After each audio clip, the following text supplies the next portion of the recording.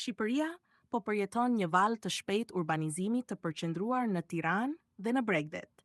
Ndërtimet masive po ndryshojnë rrënjësisht strukturën urbane dhe ekonomike të vendit. Kjo rritje shoqërohet me shtim të çmimeve dhe me përjashtim social të shtresave më të dobëta. Kanë kaluar vërtet shumë vite që kur, i shtyrë nga një kuriozitet personal, dëshiroja të bëja një udhëtim në Shqipëri. Isha i sigurt se, pas rënies së regjimit totalitar të Enver Hoxhës dhe ardhjes së kapitalit të huaj, ajo tokë do të pësonte një transformim drastik territorial. Natyrisht, ishte një profeci e lehtë, dhe ja tek po ndodh. Në një vend tradicionalisht të përkushtuar ndaj bujqësisë dhe blegtorisë, ndërtimi po bën hyrjen e tij agresive, veçanërisht në kryeqytet dhe në Bregdet. Tirana është bërë një Milano e re, dhe si përrastësi, arkitekti referues është po Stefano Boeri, i njohur ndërkombëtarisht fal projektit Bosco Verticale. Zgjerimi ndërtimor i Tiranës është pa precedentë dhe ka nisur që në kohën kur Edi Rama ishte kryebashkiak, nga viti 2000 deri në vitin 2011, për të bërë më pas kryeministër nga viti 2013 e deri më sot. Boeri fitoi fillimisht projektin Tirana 2030, që përbën planin rregullues të qytetit, dhe më pas projektin Tirana Riverside, të konceptuar për të strehuar 4.000 të zhvendosur nga tërmeti i vitit 2019. Po ti shikosh projektet në faqen e internetit të studios Stefano Boeri Arqiteti, bie në sy ngjyra e gjelbër që përhapet si njol vaji dhe që i karakterizon ato.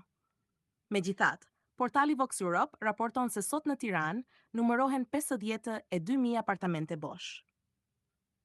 Çmimet e shitjes në qendër lëvizin nga 2.500 deri në 4.500 euro për metër katror, ndërsa të ardhurat mesatare mujore bruto të një shqiptari janë vetëm 850 euro.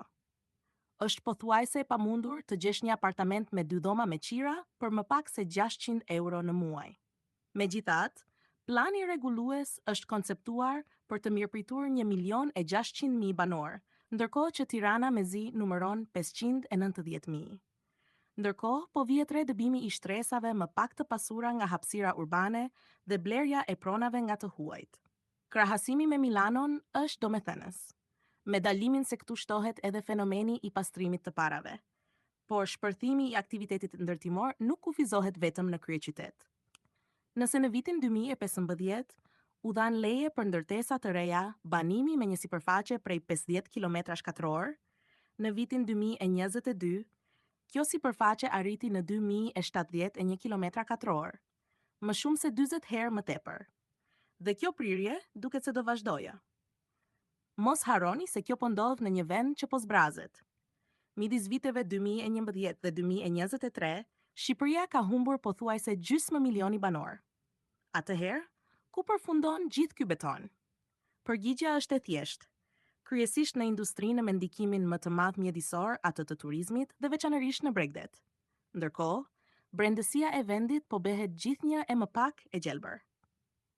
Sipas Institutit Shqiptar të Statistikave, nga viti 2018 deri në vitin 2023, vendi ka humbur 320.000 hektar pyje dhe kullota, nën indiferencën e autoriteteve publike dhe pavarësisht një moratoriumi teorik mbi prerjet.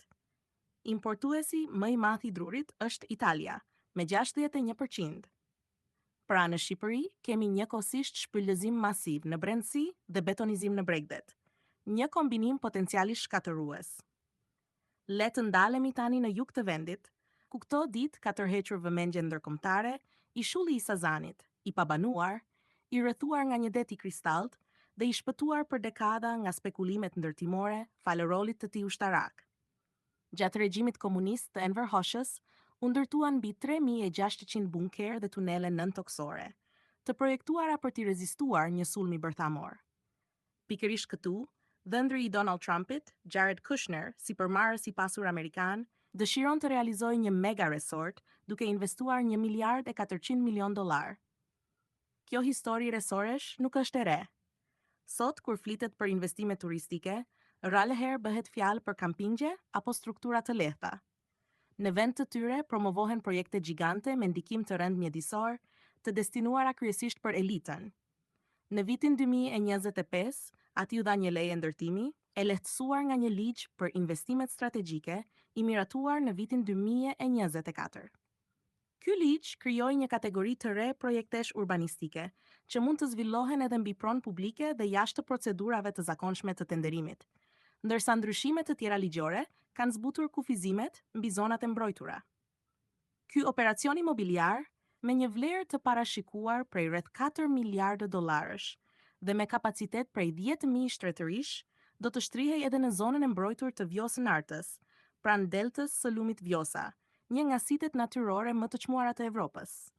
Bëhet fjalë për një peizazh të paprekur lagunash, dunash, pyjesh, me pisha dhe zona shkenetore që mirëpresin rreth 200 specie shpendësh, ndër të cilët edhe flamingot rozë.